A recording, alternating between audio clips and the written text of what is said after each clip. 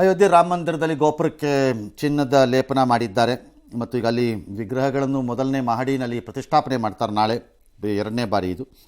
ಭಾಳ ಜನ ಹೋಗ್ತಿದ್ದಾರೆ. ಇನ್ನೊಂದು ಹಂತವನ್ನು ಈ ದೇವಸ್ಥಾನ ಪೂರೈಸಿದೆ.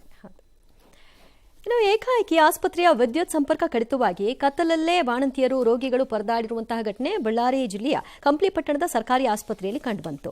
ರಾತ್ರಿ ಇಡೀ 2 ಗಂಟೆಗಳ ಕಾಲ ಕರೆಂಟ್ ಇರಲಿಲ್ಲ, ವಿದ್ಯುತ್ ಇಲ್ಲದೆ ಅಫ್ಕೋರ್ಸ್ ಫ್ಯಾನ್ ಇಲ್ಲದೆ ಒದ್ದಾಡ್ಬಿಟ್ರು. ಇದು ವೈದ್ಯರು ಅಧಿಕಾರಿಗಳ ನಿರ್ಲಕ್ಷ್ಯ ಅಂತ ಹಿಡಿ ಶಾಪ ಹಾಕಿದ್ರು. ತಾಲೂಕು ಆಸ್ಪತ್ರೆಯಾಗಲೂ ಸಿದ್ಧವಾಗಿರುವಂತಹ ಕಂಪ್ಲಿಯ ಸಮುದಾಯ ಆರೋಗ್ಯ ಕೇಂದ್ರದ 30ಕ್ಕೂ ಹೆಚ್ಚು ಬೆಡ್ ವ್ಯವಸ್ಥೆ ಇದೆ. ಆದರೂ ಈ ಆಸ್ಪತ್ರೆಯಲ್ಲಿ ವಿದ್ಯುತ್ ಇಲ್ಲ ಅನ್ನೋದೇ ವಿಪರ್ಯಾಸ. ಅಲ್ಲ, ವಿದ್ಯುತ್ ಏನೋ ಆಗ್ಬೋದು, ಸರ್, ದಟ್ ಯು ಕೆನಾಟ್ ಸೇ.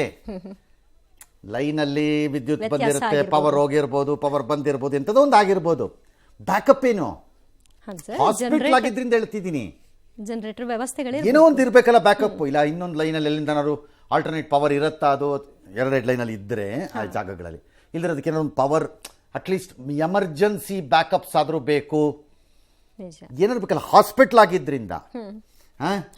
ಹೇಳಿದ್ರೆ ಜಿಲ್ಲಾಸ್ಪತ್ರೆ, ನಿಜ ಸರ್, ಜಿಲ್ಲಾಸ್ಪತ್ರೆ ಎಷ್ಟಪ್ಪ ಟೋಟಲ್ 200 ಜಿಲ್ಲಾ ಆಸ್ಪತ್ರೆಗಳನ್ನ ನಮಗೆ ನೆಟ್ಟಗೆ ಮಾಡೋಕ್ಕಾಗಿಲ್ಲ.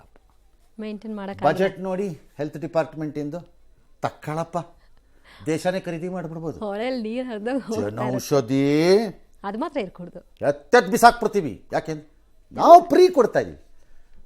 ನೆಟ್ಟಿಗೆ ಪವರೇ ಕೊಡೋಕ್ಕಾಗದೆ ಇದ್ರೆ ಬ್ಯಾಕಪ್ಪಲ್ಲಿ ತಾಲೂಕು ಆಸ್ಪತ್ರೆ ಇನ್ನು ಲೆಕ್ಕ ಹಾಕೊಳ್ರಪ್ಪ. ಔಷಧಿ ಪಾಡೇನು.